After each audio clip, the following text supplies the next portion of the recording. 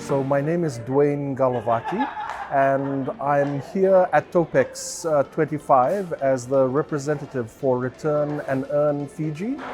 It's a not-for-profit organization that the beverage industry in this country have helped to set up. It has its tax status, it has a board of its own. We're looking to recruit staff to be able to run this not-for-profit, and it's going to be responsible for collecting PET bottles and aluminum cans for the beverage industry, regardless of whichever brand, and offering 5 cents for each beverage container that people give. This is monumental because it's going to be the first time that we have a unified collection system that's nationally coordinated, where communities are able to derive funding from it in terms of the 5 cents revenue, and that it's a partnership that offers a win-win solution in terms of making sure that as we go forward, that we don't see any more of our bottles and cans along the highway, in our rivers, and around our villages.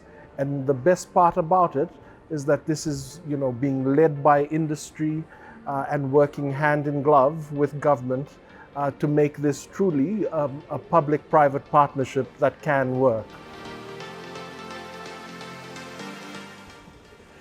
Topex 2025 has really exceeded my expectations in terms of the number of Fijian leaders that are showing up to this event, particularly in the private sector. What's been great about this year is the number of public sector leadership that are showing up in terms of the permanent secretaries, the deputy secretaries, the ministers that are staying for the whole day. And these are important opportunities between the private sector and the public sector to create dialogue and to create the innovation that our country needs for us moving forward. The entire 2 days program was jam-packed, and the speaker panels that were selected by FSEF really provided value to the topical issues that leaders in our country are facing today. So I felt that overall, the whole conference experience brought leaders from across different sectors to be able to speak to us on, the challenges that we're facing and what the opportunities look like from these thought leaders' perspectives. In our country, I feel like there are moments where we tend to undervalue the Talanoa concept in our own country. And the Topex conference offers that pathway for both leaders in the private sector as well as the public sector to come together and to discuss ways forward. Forward being the optimal word and the language that we need to be employing. And so I think having the public sector leadership involved in this conference has been really worthwhile, both from government ministries as well as from statutory organizations. I believe this is the highest number that I've seen in the times that I've been attending Topex in terms of their representation and them attending. So it's been good. I feel like the private sector is incredibly welcoming of the public sector leadership attending this conference, because it's really an opportunity for us to talanoa about barriers, from different perspectives and how we move forward.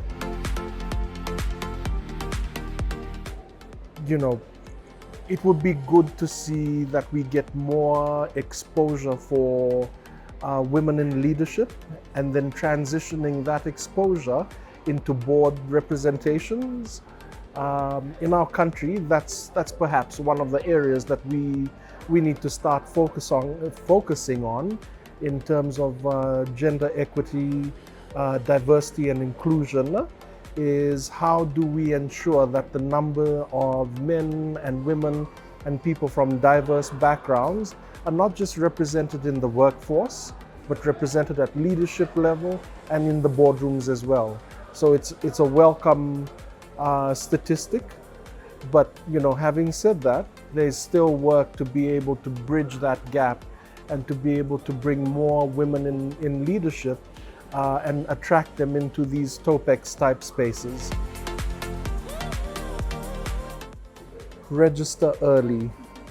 It's an incredibly important platform for leaders across industries, both in the public sector and the private sector, to come together.